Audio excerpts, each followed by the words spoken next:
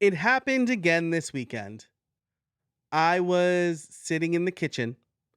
My 7-year-old comes in and looks at the cupboard. She looks at me. Then she looks back at the cupboard. Are you hungry? She says to me. T, if you want something, just ask for it. Then she says, Can I have something to eat? A common problem I hear among podcasters is no one shares the show or leaves reviews or sends in feedback. And I always ask the same follow up question. Are you asking for those things? It's the same lesson I give my kids. Don't ask, don't get.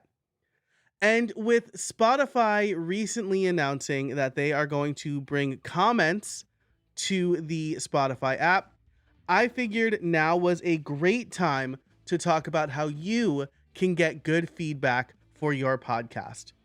Hey everybody, welcome to Podcast Workflows, a show that provides insights into how to improve your podcast systems and workflows, allowing you to create and grow a high-quality podcast by showing you how to best spend your limited time. I'm your host, Joe Casabona, and today we are going to talk about the secret to getting listener feedback. It's true of everything in life. You can't expect people to intuit what you want or need. If you want feedback or reviews for your podcast, you need to tell people that you want feedback or reviews for your podcast.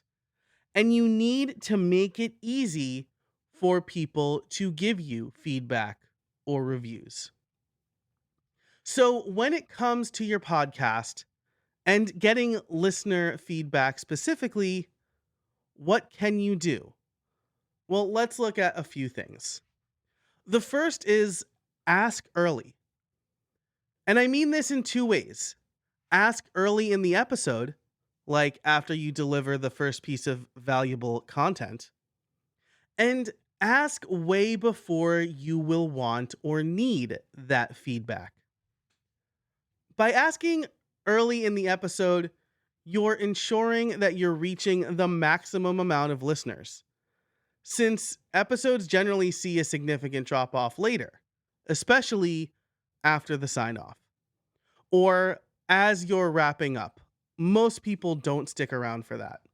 So asking them for feedback as the very last thing in the episode, you're going to exclude most of your listeners. My recommendation is to deliver it within the first 5 minutes. This gives you enough time to deliver a quick win, like a good quote or the first piece of actionable advice, and then ask for a favor. This hits even better if the ask is related to the value, though I know that can't always happen. The other form of asking early is based on specific feedback questions or a campaign. Ask way before you need it. Everyone may not listen to every episode. And even if they do, they'll likely need to hear the ask a few times before they take action. So if you're working on an episode where you want listener questions, don't just ask the episode before. Ask 3 or 4 episodes before and ask regularly throughout the episode. That way it gives your listeners time to write in questions. And this really brings me to my next piece of feedback. But before I get to that, I do want to let you know that this is a written to be read article that went out to my newsletter first. And so if you want to get this content earlier, as well as lots of tips from me about how to improve your podcast processes, you can head over to podcastworkflows.com/join to sign up for my free mailing list. Okay, so the next piece of advice here is ask regularly. So regularly that it feels like you're doing it too often. Remember that we hear our message all the time because we're the ones saying it. But we're also biased into thinking that people hear and retain everything that we say. As you can tell from the story I opened the show with, that's not the case, especially when it comes to podcasting. So make sure to build in multiple asks throughout the episode, towards the beginning, around the middle, and at the end. You may feel like you're promoting too much, but as long as you tie it to value for the listener, like your feedback will make this upcoming episode better, or you'll get my best advice as early as possible, you should be good. And again, if you feel like you're repeating yourself, just remember that it takes people a lot of times to hear a message. For like a year straight, I talked about how you shouldn't start episodes with the episode number. And I'm like, well, this is settled science now. But you know what?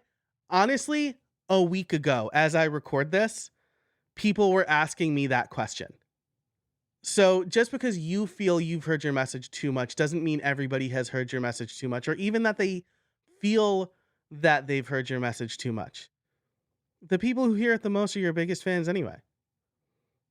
So ask early, ask often, and ask everywhere.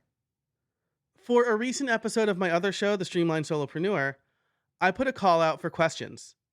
I said, what questions do you have about time tracking? Naturally, I asked on the show. I mentioned it in an episode, though admittedly I didn't start early enough. But most of the questions I got didn't come from the show's call to action. I didn't just ask on the podcast. I asked on Twitter. I asked on Facebook. I asked on Threads. And I asked my mailing list. I said, reply with your questions.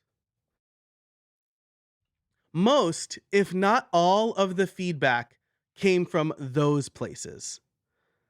And yes, I know there's overlap between the listeners and the people who follow me on, say, Twitter, and maybe Twitter was just the more convenient place to write in. But there were questions and conversations happening on social media, and I grabbed the best and I saved them into a show document. And like I said, most of the responses came from there because, let's face it, it's so much easier to interact on other platforms than it is to interact directly with a podcast. And yes, that is going to change with Spotify rolling out comments. And yes, that is changing because more podcasters are putting their shows on YouTube, which also has built-in comments. But Apple Podcasts, which is still incredibly popular, doesn't. And the, 20-25% of people who listen to podcasts in something other than Spotify or YouTube or Apple Podcasts, they'll be out of luck. Which ties in to my last piece of advice here. Make giving listener feedback dead simple. There are lots of ways to make giving listener feedback easy. There are lots of tools designed specifically to gather feedback. So here's what I recommend. Give them several ways to submit feedback. Just like you should ask everywhere, you should accept everywhere. Or at least in a lot of places. Here are a few ways you can get listener feedback. Number one is have a memorable URL set up on your own website. For this show, I have podcastworkflows.com/feedback. For Streamlined Solopreneur, I have streamlined.fm/feedback. Now, if you don't have your own website yet, or you prefer tracking in something like Typeform or Google Forms, Notion, or Airtable, you can create a branded redirect. For example, I also owned streamlinedfeedback.com, which is probably a lot easier for most people to remember than streamlined.fm/feedback. And while I redirect it to my actual feedback form, you can point it to any URL you want. Buy the domain with Namecheap or Porkbun and redirect it to another URL. You can also use services like SpeakPipe or FanList to get audio messages from listeners. SpeakPipe costs money. FanList doesn't, but FanList does require the listeners to create a FanList account. You can also use services like Loom or Telby to get video messages from listeners. You can use social media and be active in the replies. The more you respond, the more you're signaling to the social network that this is an active and interesting thread. You can email your newsletter and keep an eye on your inbox for replies. When people respond to my newsletters, I reply to everyone that comes in. I know I probably won't be able to do that forever, but I try really hard to respond to everybody who replies to me. And finally, enable comments on your website for podcast episodes. This is really going to depend on the website you're using for your podcast. If you're using the one that is provided by your podcast host, you probably don't have comments. But if you're using something like WordPress, you do.